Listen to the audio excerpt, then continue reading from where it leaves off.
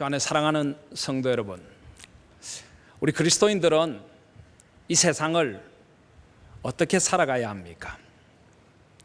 뉴스를 통해 보도되는 세상의 소식들이 참 우리를 지치고 힘들게 만듭니다.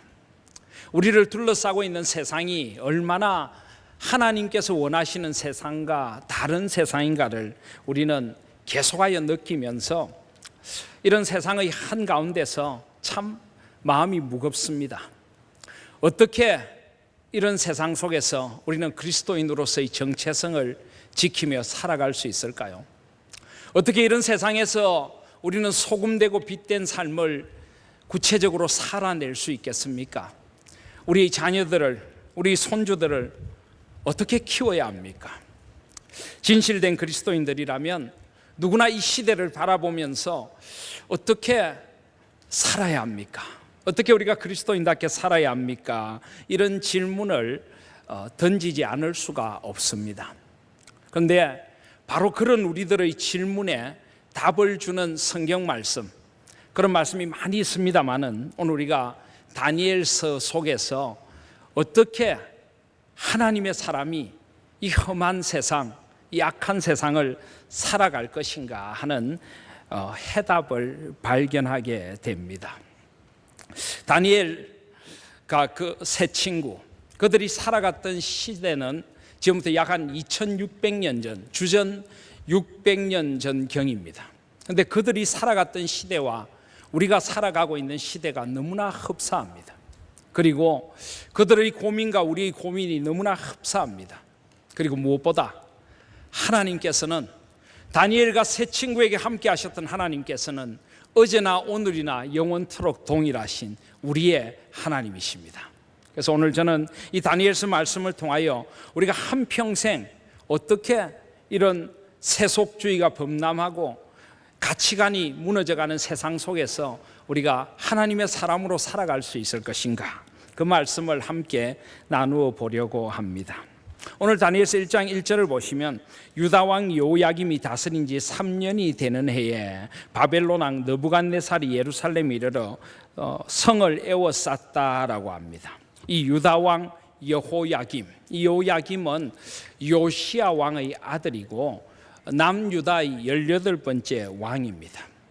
우리가 알다시피 하나님의 백성들 이스라엘은 왕들의 잘못으로 말미암아 언약을 떠난 삶으로 말미암아 두 왕국으로 나누어졌습니다.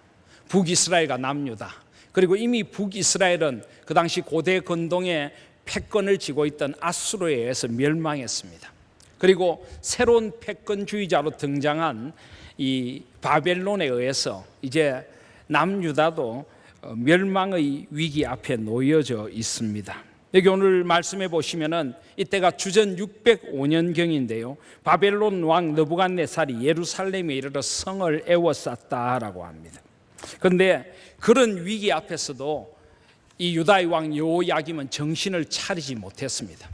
그는 강대국 애굽의 왕 바로 느고에 의해서 왕으로 세워진 그런 사람이었고 세상의 권력을 의지하고 그의 아버지 요시야처럼 하나님을 의지하지 않고 세상의 쾌락을 따랐던 그런 왕이었습니다. 예레미야서 22장을 보면은 여호야김의 시대를 선지자는 이렇게 고발하고 있습니다.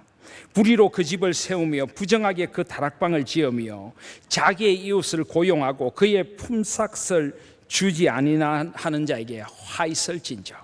사람들을 고용하고도 정당한 품삯을 지급하지 않았습니다.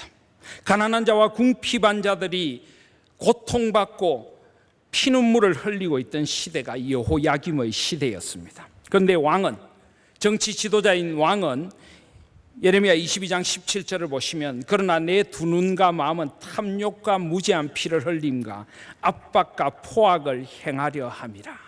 그는 계속하여 그의 왕직을 이용해서 탐욕을 부리고 무지한 피를 흘리고 압박과 포악을 행하고 있었습니다. 이제 심판의 칼날이 그 앞에 놓여져 있습니다.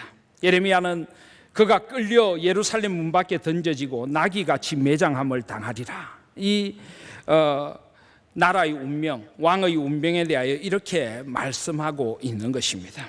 이제 완전히 바벨론에서 나라가 멸망하기 일보 직전에 놓여지게 된 것입니다. 바로 그런 풍전등하의 위기에서 이 말씀이 주어진 것입니다. 그리고 결국 이 바벨론의 첫 번째 침공으로 말미암아 남유다는 맥없이 무너집니다.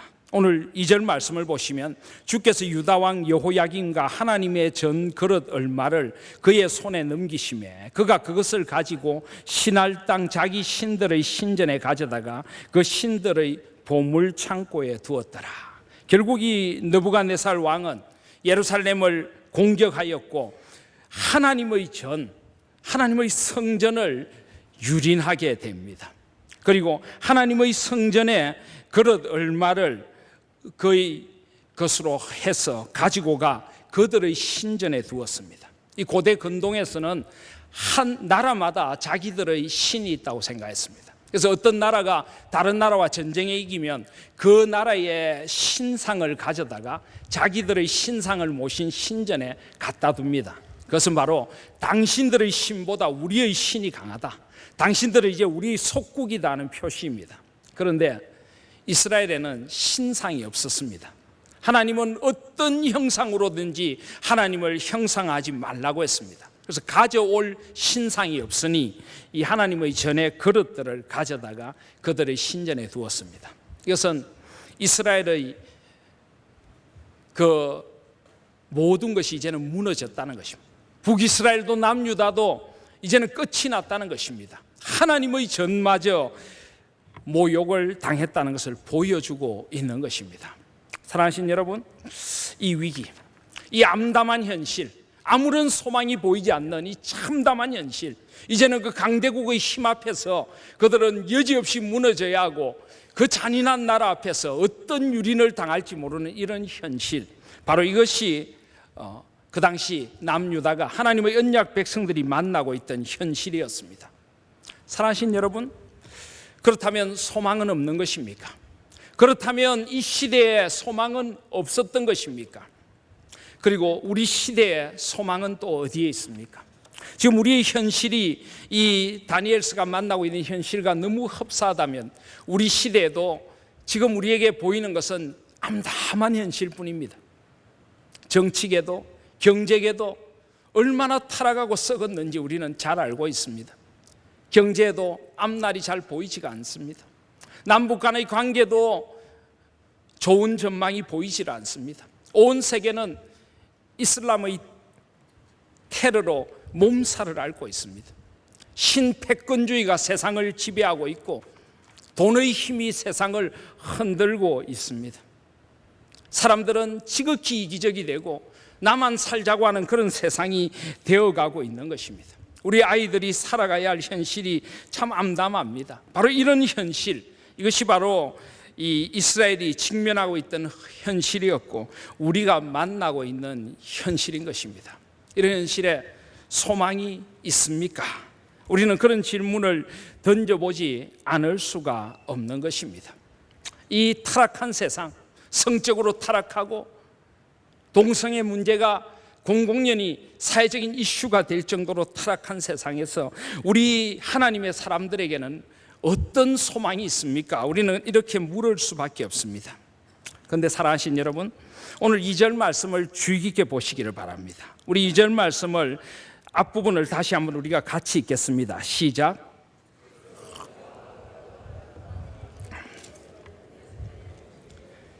거기까지 읽겠습니다. 오늘 말씀을 가만히 보십시오. 1절과 2절은 온통 세상의 세력에 둘러싸여 있고 멸망해 가는 이스라엘의 이야기로 가득 차 있는 것 같은데 하나님께서는 이 말씀을 전혀 다른 각도에서 서술하고 계십니다. 무엇입니까? 바로 주께서 유다왕 여호야김과 하나님의 전 그릇 얼마를 그의 손에 넘기셨다. 오늘 말씀을 자세히 보십시오. 이 말씀의 주어는 결코 이스라엘의 어떤 왕도 아니고 권력을 가진 바벨론의 왕 느부갓네살도 아닙니다. 이 말씀의 주어는 여전히 하나님이십니다. 주께서 하나님의 전 그릇 얼마를 그의 손에 넘기셨다. 그렇습니다.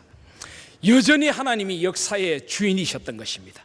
모든 것이 암울하게 보이고 모든 것이 무너져 내려가는 그런 시대에도 하나님은 세상의 주인 되심을 포기하지 않으시고 계셨던 것입니다. 여전히 세상의 주인은 하나님이시고 역사의 주권자는 하나님이시라고 말씀하고 계십니다. 이 고난과 이 암울한 현실에도 여전히 하나님의 뜻이 존재하고 있다는 것입니다. 결코 이스라엘이 무력해서가 아니라, 결코 느부갓네살이 강한 왕이라서가 아니라 하나님의 뜻이 있으셔서 하나님께서 지금 이스라엘을 느부갓네살의 손에 넘기셨다는 것입니다. 이것은 그들의 무력함 때문이 아니고 그들의 죄악 때문이었습니다. 이스라엘 백성들이 범한 죄악 때문이었습니다. 그들은 하나님을 떠났고 하나님의 법도를 떠나서 그들의 마음에 하고 싶은 대로 행하며 온갖 죄악을 저질렀습니다. 하나님께서는 바로 그런 언약 백성들을 향하여 징계의 매를 드셨고, 지금 이스라엘이 만나고 있는 어려움은 하나님 손 안에 있는 징계의 과정이지 결코 이방인의 손에 무조건 넘겨진 그런 세상이 아니라는 것입니다. 그래서 하나님께서는 이렇게 말씀을 기록하게 하셨습니다. 여전히 소망이 있다는 것입니다. 여전히 이스라엘 백성들이 회개하고 돌아오면 하나님께서, 그들을 넘기신 하나님께서 그들을 다시 일으켜 주시리라는 것입니다. 여전히 세상의 주인은 하나님이시라고 오늘 말씀은 고백하고 있는 것입니다. 사랑하시는 여러분, 이 하나님의 역사적인 주권을 믿으십니까? 이 하나님의 구원의 역사, 구속사를 여러분은 눈이 열려 보고 계십니까?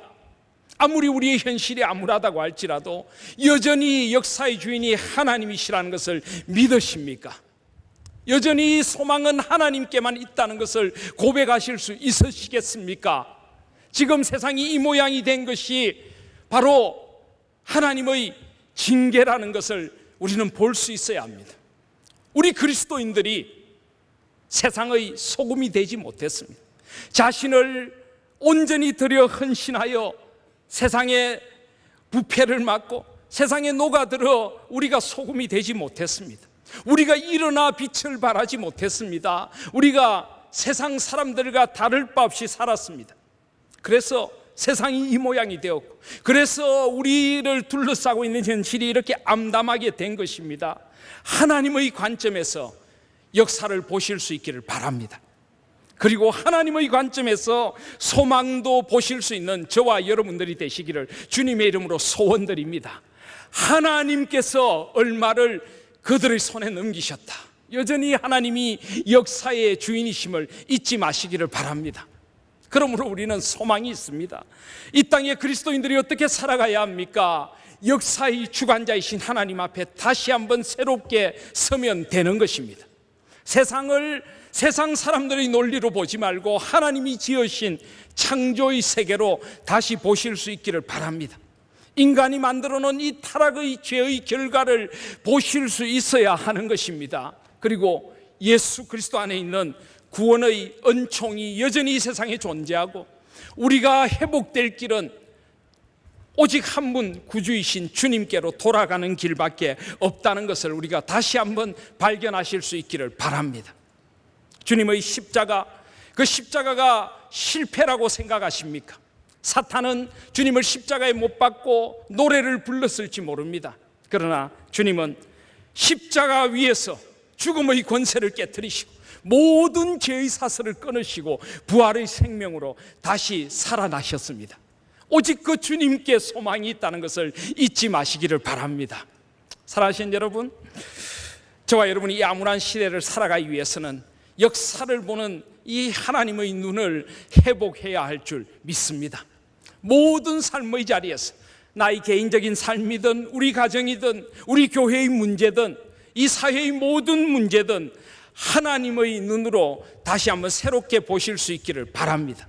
세상의 논리가 아니라, 세상의 힘의 논리가 아니라 하나님의 공의와 하나님의 사랑, 하나님의 구원의 은총의 빛으로 세상을 새롭게 바라보게 될 때 그곳에 하나님의 소망이 임할 줄을 믿습니다. 영원히 더럽혀지지 않고 썩지 않고 쇠하지 아니하는 예수 그리스도 안에 있는 산 소망이 임할 것을 믿습니다. 하나님 앞에 우리가 돌아오면 하나님 앞에 우리가 바르게 서면은 하나님께서 우리를 다시 회복시켜 주실 줄 믿습니다. 우리가 알거니와 하나님을 사랑하는 자, 곧 그의 뜻대로 부르심을 입은 자들에게는 모든 것이 합력하여 선을 이루느니라. 우리가 하나님을 사랑하기 시작하면, 우리가 하나님의 뜻대로 새롭게 서기 시작하면 결국 이 고난도 우리를 다시 한번 연단시켜서 새롭게 하시는 주님의 은혜의 고난이 될 것을 믿습니다. 역사의 주인이 주님이심을 새롭게 발견하실 수 있는 저와 여러분들이 되시기를 주님의 이름으로 소원합니다. 그런 의미에서 이 다니엘서는 하나님 앞에서 역사의 주인이 누구이신가를 다시 한번 깨달은 사람들의 이야기입니다.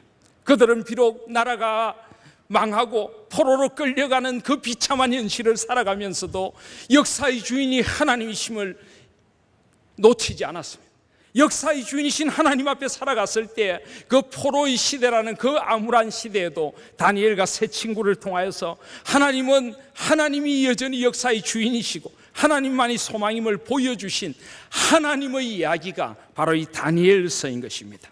오늘 말씀을 보시면요, 하나님께서 이 다니엘과 세 친구도 그 땅에 넘기셨다는 것을 알 수가 있습니다.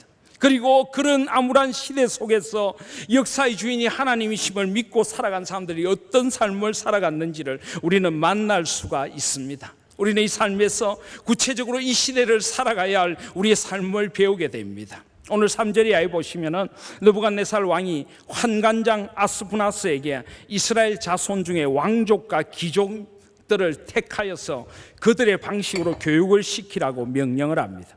4절에 보시면 곧 흠이 없고 용모가 아름다우며 모든 지혜를 통찰하며 지식에 통달하며 학문에 익숙하여 왕궁에 설만한 소년을 데려오게 하라라고 합니다.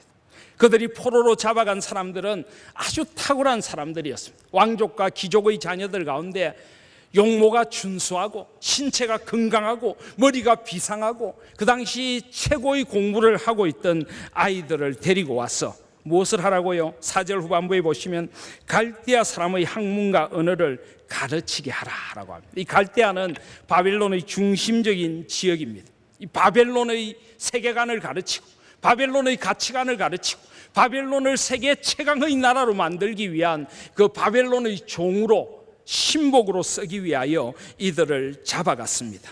그리고 5절에 보시면 왕이 지정하여 그들에게 왕의 음식과 그가 마시는 포도주에서 날마다 쓸 것을 주어 3년을 기르게 하였다. 그들에게 놀라운 특권이 주어졌습니다. 비록 그들은 포로였지만은 왕이 먹는 음식을 먹을 수 있었고 왕의 식탁에서 나오는 그것들을 가지고 그들은 먹으며 그들의 그들의 머리 모든 것을 부요하게 만들 수 있었습니다. 그리고 포도주에서 날마다 쓸 것을 주어서 이 소년들을 기르게 했습니다. 3년이라는 특권의 세월이 그들에게 주어졌고 3년 후에 그들은 왕 앞에 서게 될 것이었습니다. 이것은 얼마나 무서운 전략입니까? 차라리 핍박과 고난이 오면은 사람들은 그들의 신앙을 지키기 위해서 안간힘을 씁니다. 그러나 이런 회유 앞에서 얼마나 사람들은 쉽게 무너집니까? 세상의 달콤함 앞에서, 세상의 출세 앞에서, 특권 앞에서 우리는 얼마나 쉽게 무너지고 세상에 길들여집니까? 여기 오늘 다니엘과 이 세 친구, 그들의 나이가 몇 살이었을까요? 정확히 오늘 말씀은 그들의 나이를 말하고 있지 않지만 4절을 보시면 그들을 소년이라고 합니다. 여기 소년이라고 하는 단어는 10대 후반 또는 20대 초반의 아주 젊은 어린 아이들을 일컬을 때 쓰이는 단어입니다. 그리고 1장 21절을 보시면 다니엘은 고레스 왕 원년까지 있었다. 여러분, 고레스 왕이 누굽니까? 바벨론이 무너지고 새롭게 패권을 지게 되는 메데파사 왕국의 왕으로서 이스라엘 백성들에게 포로 귀환을 명령했던 왕이 고레스 왕입니다. 그런데 예레미야서에 보면은 이스라엘 백성들이 몇 년을 포로될 것이라고요? 70년. 첫 침공으로부터 약 70년을 포로될 것이라고 했습니다. 다니엘과 세 친구는 첫 침공 때 잡혀왔습니다. 그렇다면은 다니엘은 70년을 그 왕궁에서 인정을 받으며 살았다는 것입니다. 다니엘이 70년을 잡혀와서 더 살았다면 다니엘은 이때 10대 후반임이 틀림없습니다. 90세까지 살았다고 할지라도 그는 10대 후반, 20대 초반의 나이였을 것입니다. 여러분, 10대 후반, 20대 초반의 이 왕성한 젊은이들, 그들이 얼마나 세상의 유혹에 쉽게 흔들리겠습니까? 그들의 가치관은 아직까지 얼마나 여물지 못해 있습니까? 온갖 특권들이 그들에게 주어지고 엘리트 의식을 부여해서 그들이 쓰고자 하는 성공의 가도가 눈앞에 보이고 있었습니다. 이런 유혹 앞에서 다니엘과 세 친구는 어떻게 하나님의 사람으로 설 수 있었을까요? 오늘 무엇보다 먼저 그들이 또 했던 정체성을 없애는 작업 하나가 있습니다. 그것은 바로 6절에 보시면 다니엘과 그 세 친구의 이름을 바꾸는 것이었습니다. 사랑하신 여러분, 다니엘과 세 친구의 이름이 무엇입니까? 기억하십니까? 다니엘과 세 친구 이름 사드락, 메삭, 아벳느고 맞습니다. 다니엘과 세 친구는 사드락, 메삭, 아벳느고입니다. 근데 여러분 아십니까? 우리에게 너무나 익숙한 사드락, 메삭, 아벳느고가 사실은 하나님이 지어주신 이름이 아니라 이방 신들에게 바쳐진 창시 계명된 이름이라는 것을 아십니까? 우리도 모르게 다니엘 하면은 사드락, 메삭, 아벳느고를 생각하는데 사실은 이것은 그들의 이름이 아니었습니다. 그것은 이방인들에 의해서 길들여지기 위하여 주어진, 그들의 정체성을 파괴하기 위해 주어진 이름이었습니다. 원래 그들의 이름은 무엇입니까? 오늘 6절을 보시면 그들 가운데는 유다 자손 곧 다니엘과 하냐냐와 미사엘과 아사랴가 있었다. 여기 보면 이름에 엘이라든지 냐라든지 랴 같은 게 나옵니다. 엘은 하나님이고 냐나 랴는 여호와 야훼 하나님을 일컫습니다. 다니엘이란 이름은 하나님이 나의 심판자시다, 나를 판단하실 분은 하나님밖에 없습니다, 역사의 주인이 하나님이십니다 하는 고백이 다니엘입니다. 그런데 그의 이름을 벨드사살로 바꿨습니다. 이 벨은 바벨론의 신입니다. 벨드사살이라는 이름은 벨이 총애하는 자다, 바벨론의 신인 벨이 너를 보호해 줄 거다 하는 이름입니다. 하냐냐라고 하는 이름은 여호와는 은혜로우시다, 여호와는 은혜로우시다 하는 정말 은혜로운 이름입니다. 그런데 그의 이름을 사드락으로 바꿨습니다.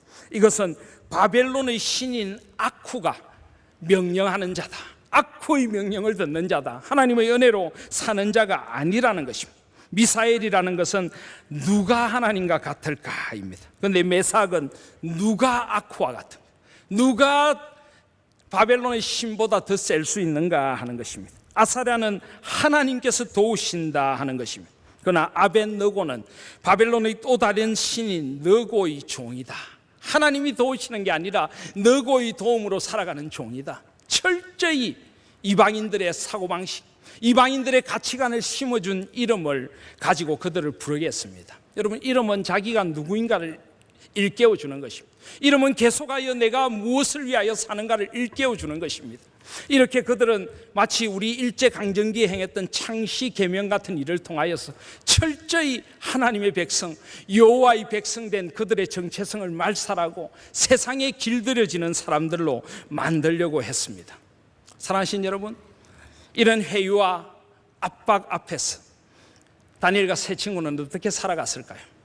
나라를 이런 그 참혹한 상황 속에서 그들의 이름조차 잃어버릴 수밖에 없었지만은, 그러나 그들은 그들의 속사람, 하나님의 사람된 그 정체성만은 결코 잃지 않았습니다. 다니엘서를 1장부터 12장까지 쭉 읽어보시면요, 계속하여 이방인들은 다니엘을 벨드사살이라 부릅니다. 2장 26절에 보시면 벨드사살이라 이름한 다니엘에게, 4장에도 가시면 그는 내 신의 이름을 따라 벨드사살이라 이름한 자요, 3번 4번씩이나 벨드사살이라는 이름이 나옵니다. 5장에도 왕이 벨드사살이라 이름하는 이 다니엘, 10장에도 벨드사살이라 이름한 다니엘, 끊임없이 그들은 다니엘을 벨드사살, 너는 벨의 총애를 받는 자야, 너는 우리의 총애를 받는 자야, 우리 신의, 그렇게 부르고 있습니다. 그런데 여러분, 다니엘은 자신을 어떻게 부를까요? 다니엘서 7장 15절을 보시면 다니엘은 자신을 이렇게 부릅니다. 나 다니엘이 중심에 근심하며, 7장 28절을 보시면 나 다니엘은 8장 1절에 나 다니엘에게, 8장 15절에 27절에 나 다니엘이, 9장 2절에도 나 다니엘이, 10장 2절과 7절에도 나 다니엘이, 마지막 12장까지 나 다니엘이. 그는 철저히 세상이 그에게 더 씌워준 세상의 가치관을 부정합니다. 나는 결코 세상이 이렇게 나를 부르는 사람이 아니라 하나님이 나의 심판주시고 나의 주관자이심을 고백하는 나 다니엘이. 그는 결코 그의 정체성을 잃지 않았던 것입니다. 그리고 다니엘서 6장에 가면은 이제 이 메데파사가 임명한 왕인 이 다리오, 이제 바벨론이 무너지고 이 다리오 왕이 이 다니엘을 만나게 됩니다. 이 다니엘을 시기했던 사람들이 이 왕 말고 다른 사람에게 무엇을 구하거나 다른 신에게 무엇을 구하면은 한 달 동안 조서를 내려서 그렇게 하면 사자굴에 던져 넣기로 합니다. 그러나 다니엘은 왕의 조서가 찍힌 것을 알고도 늘 하던 대로 창문을 예루살렘을 향해 열고 하루에 3번 기도합니다. 그리고 결국 사자굴에 던져집니다. 그러나 하나님께서 이 다니엘을 보호해 주십니다. 왕은 다니엘을 던져놓고는 후에 막심하여 날이 밝자마자 다니엘을 찾아옵니다. 그런데 다니엘서 6장 20절에 보시면 이 다리오 왕이 다니엘을 이렇게 부릅니다. 살아계시는 하나님의 종 다니엘아, 내가 항상 섬기는 내 하나님이 사람들에게서 능히 너를 구원하셨느냐.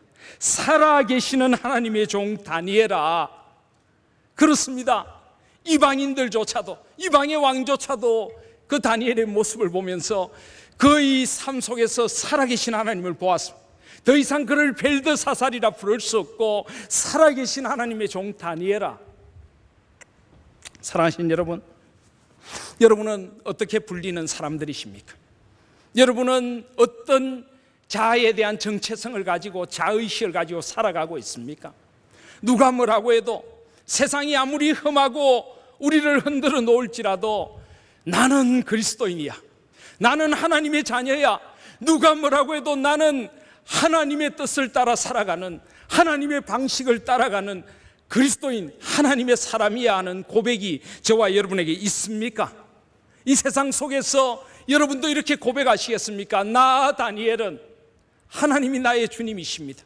나는 하나님의 방식대로 살아가는 그리스도인입니다. 나는 그리스도인입니다. 나는 믿음의 사람입니다. 가정에서도 나는 믿음의 아버지입니다. 믿음의 아버지답게 자녀들을 기르고 믿음의 아버지답게 서겠습니다. 나는 믿음의 어머니입니다. 믿음의 어머니로 살아가겠습니다. 직장에서도 나는 믿음의 사람입니다. 나는 사장이기 전에 믿음의 기업인입니다.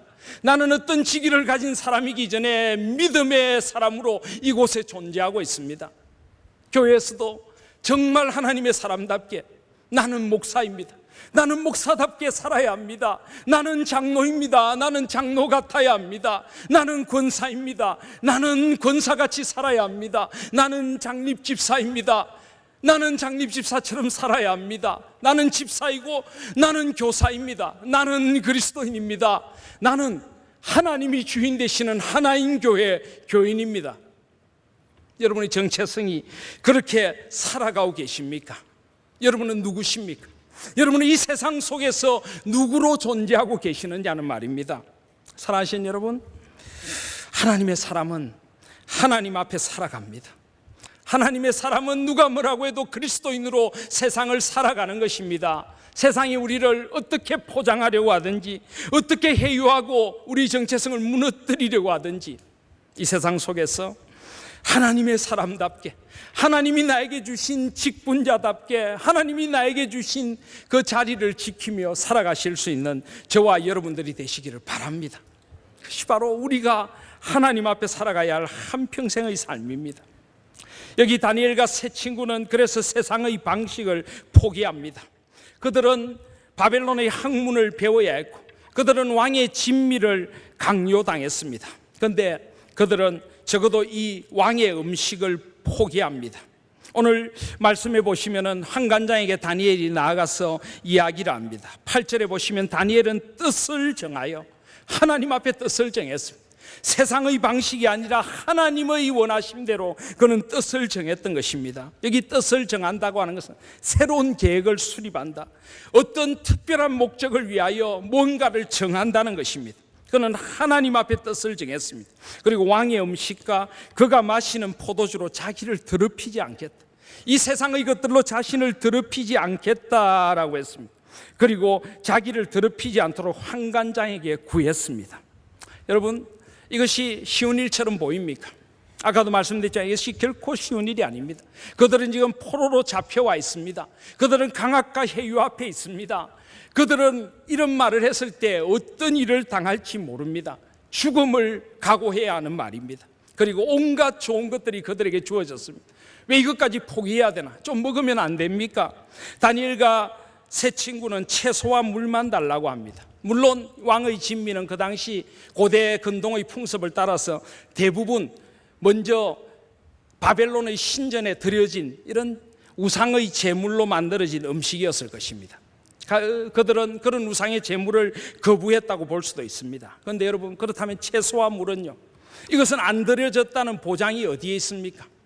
지금 다니엘과 세 친구는 우상의 제물도 거부했지만은 세상의 달콤함도 거부한 것입니다. 세상의 힘도 거부한 것입니다. 그들은 하나님 앞에서 하나님이 원하시는 방식으로 살기를 원했고, 세상의 진미를 의지하는 것이 아니라 하나님을 의지하기를 원했습니다. 그들의 삶을 좀 더 단순화시키고 하나님 앞에서 그들의 힘이 아니라 단순한 음식을 먹으며 그들은 하나님 앞에 기도하고 하나님께서 그들을 지켜주실 것을 믿으며 하나님의 주권에 그들의 삶을 맡기기로 한 방식, 이것이 바로 채소와 물을 먹는 방식이었던 것입니다. 사랑하신 여러분, 그들은 하나님의 뜻을 결정했습니다. 여러분은 어떤 결정을 하고 계십니까? 현대인들을 가리켜서 결정장애, 선택장애를 안고 살아간다라고 합니다. 햄릿증후군이라고 하기도 합니다. 무엇을 해야 될지, 뭘 사야 될지, 무엇을 먹어야 될지, 우리는 얼마나 혼돈스러운 세상을 살아가고 있습니까? 정보의 홍수 속에서 너무나 많은 선택의 기로에 서서 우리는 이런 결정 증후군을 앓고 살아갑니다. 음식을 하나 먹어도 뭘 먹을지 모릅니다. 특별히 우리 한국인들은 중국집에 가도 짜장면을 먹어야 될지 짬뽕을 먹어야 될지 이 결정을 못해서 헤매는 이들을 위하여 짬짜면이 나왔습니다. 짬뽕과 짜장면을 함께 먹으라 하는 것입니다. 요즘은 거기다가 탕수육까지 조금 곁들여 줍니다. 결정장애를 안고 있는 우리의 모습을 참으로 여실하게 보여주는 그런 우스운 현상이라고 할 수가 있습니다. 사랑하신 여러분, 그런데 우리가 결정을 못하는 이유가 무엇일까요? 정말 세상에 너무나 많은 것들이 널려 있어 그렇습니까? 정말 우리가 선택해야 될 정보들이 너무 많아서 그렇습니까? 아닙니다. 우리의 선택의 기준이 없기 때문입니다. 우리 우선순위가 잘못되었기 때문입니다. 정말 하나님의 마음에 합한 것을 결정하기로 마음을 먹으면요, 우리의 삶은 그렇게 복잡하지 않습니다. 우리가 그토록 결정하지 못하고 우리가 그토록 번뇌하는 것은 무엇이 나한테 더 좋은가, 무엇이 더 유리한가, 무엇이 세상 사람들보다 더 좋은 것을 거머쥘 수 있는가, 우리 가치관과 기준이 세상에 있기 때문은 아닙니까? 사랑하시는 여러분, 하나님의 사람은 단순하게 살아야 합니다. 단순하다는 것은 결코 바보스럽다는 것이 아닙니다. 우리는 하나님의 기쁨이 되는 것이 무엇인가를 단순하게 생각해야 합니다. 너무 복잡하게 생각할 필요가 없습니다. 우리는 단순하게 기도하고 단순하게 말씀의 길을 따라가고 단순하게 하나님의 선하시고 온전하시고 기쁜 뜻이 무엇인지를 바라보며 살아가면 되는 것입니다. 하나님 편을 택하면 되는 것입니다. 좌로나 우로나 치우치지 않고 오직 말씀의 길을 따라서 한 길을 걸어가면 되는 것입니다.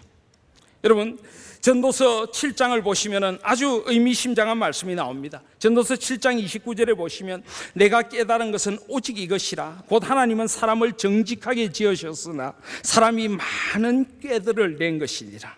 이 말씀을 표준 세번역은 이렇게 번역합니다.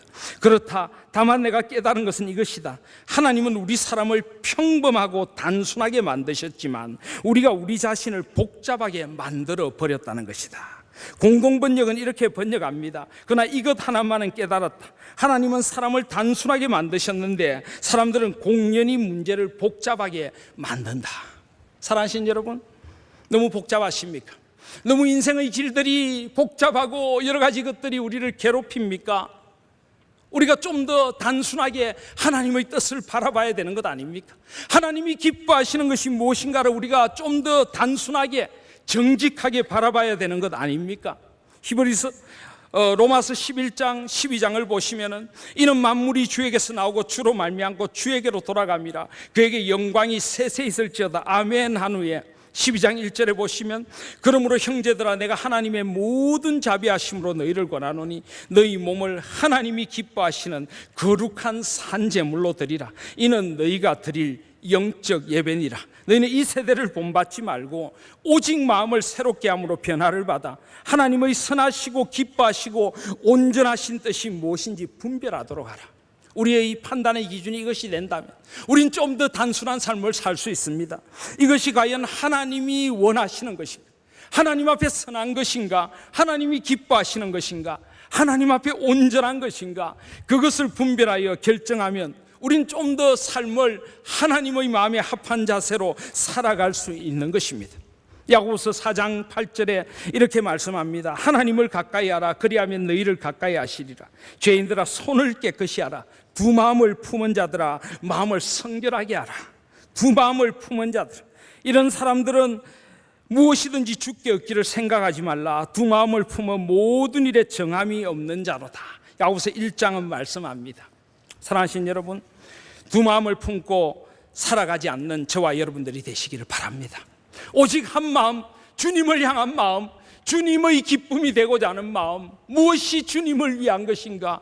그 마음으로 우선순위를 두고 그 마음으로 세상의 일들을 결정하고 그 마음으로 살아간다면 이것이 바로 뜻을 정한 인생인 것입니다.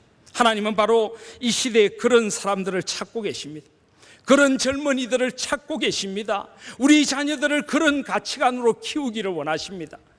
여러분, 다니엘과 세 친구는 아직 어립니다. 그들이 어떻게 이런 결정을 하게 됐을까요? 아마 그들의 부모들이 하나님 중심의 가치관을 가르쳤을 것입니다. 결정의 기준이 무엇인가를 가르쳤을 것입니다. 하나님의 영광을 위하여 살아야 된다고 그들을 가르쳤을 것입니다. 그래서 그들은 그 부모에게 배운 신앙대로 하나님의 편을 택하는 그런 하나님의 사람들로 서게 되었던 것입니다. 우리가 먼저, 우리 기성세대들이 먼저, 우리 어른들이 먼저 다시 한번 하나님의 역사의 주권 앞에 돌아와서 하나님이 기뻐하시는 삶을 선택한 자리로 돌아선다면 우리 다음 세대들이 그것을 보고 배우게 될 줄 믿습니다. 사랑하신 여러분, 마지막으로 우리가 생각할 것은 하나님은 그런 사람들에게 은혜를 베풀어 주신다는 것입니다. 9절에 보시면 하나님이 다니엘로 하여금 환관장에게 은혜와 긍휼을 얻게 하신지라. 여러분, 세상의 논리에 속지 마시기를 바랍니다. 세상 사람들은 우리가 세상을 따라가지 않으면 실패한 자라고 이야기를 합니다.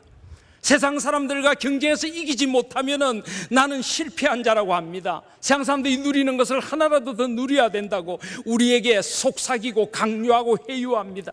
세상에 길들여지도록 하는 것입니다. 아이들이 학교에 들어가면서부터 하나님이 주신 창의성은 무시당하고 성적순으로 줄 세우기에 길들여지고 친구들을 경쟁자로 삼는 데 길들여집니다.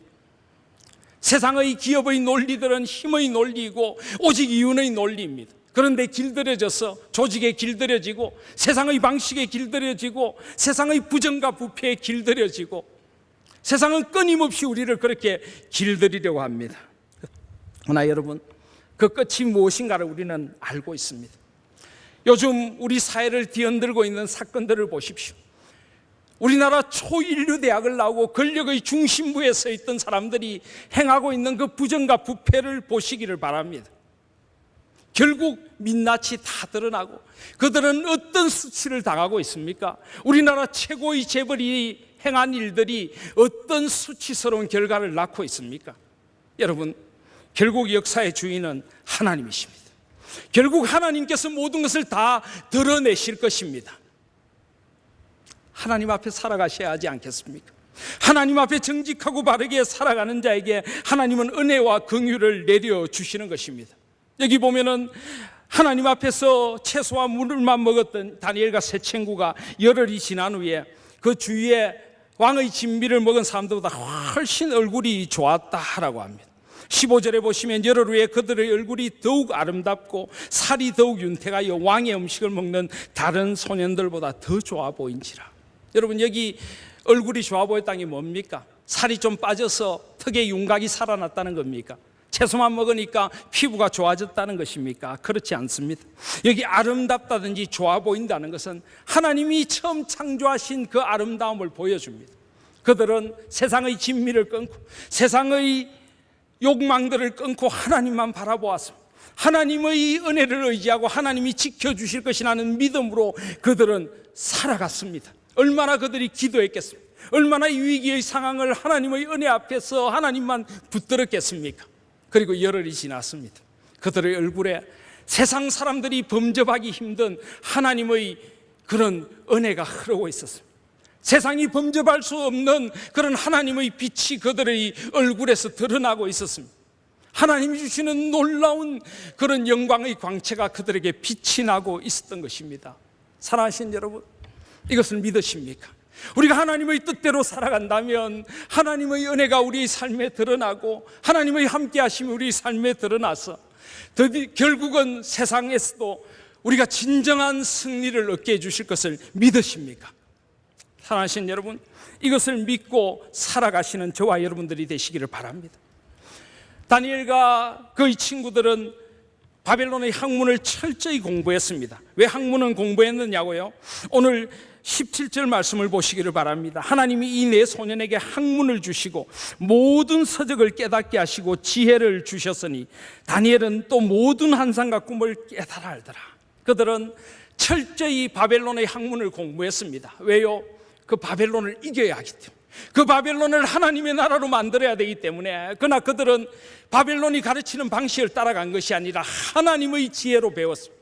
하나님의 은혜를 의지하며 배웠습니다. 하나님의 가치관과 세계관으로 세상의 학문들을 깨뚫고 하나님의 가치관으로 그것을 새롭게 하면서 하나님 앞에 서는 사람들이 되었던 것입니다. 우리도 이렇게 살아가야 합니다. 우리도 이렇게 자녀들을 길러야 합니다. 세상을 떠나서는 안 되지만은 세상 속에 살아가야 하지만 세상에 물들어서도 안 되는 것입니다. 하나님의 나라로 세상을 새롭게 하는 그 뜻을 정하고 하나님 앞에서 정직하고 바르게 살아갈 때, 세상에 물들지 않고 하나님의 방식을 따라 살아갈 때, 하나님께서 다니엘과 세 친구를 통하여 그 바벨론과 메대 파사를 움직였던 것처럼 하나님께서 우리를 통하여 세상을 새롭게 해주실 줄 믿습니다. 왕의 칭찬을 듣고 왕 앞에 섰던 것처럼 진정한 왕이신 하나님의 칭찬을 듣고 하나님 앞에서 살아가게 해주실 것을 믿습니다. 사랑하신 여러분, 말씀을 맺으며 한 가지 도전을 주고자 합니다. 여러분은 무엇을 위해서 살아가고 계십니까? 세상을 어떤 눈으로 보고 계십니까? 무엇을 차지하지 못해서 아둥바둥하고 계십니까? 세상의 것들을 하나라도 더 차지하지 못해서 마음이 타십니까? 바꾸십시오. 하나님의 기쁨이 되지 못해서 마음이 타실 수 있기를 바랍니다. 하나님의 방식대로 살지 못해서 눈물이 흐르고 안타까워하실 수 있는 저와 여러분들이 되시기를 바랍니다. 하나님의 마음에 합한 자로 우리 자녀들을 기르지 못해서 마음이 쓰리고 아픈 저와 여러분들이 되시기를 바랍니다.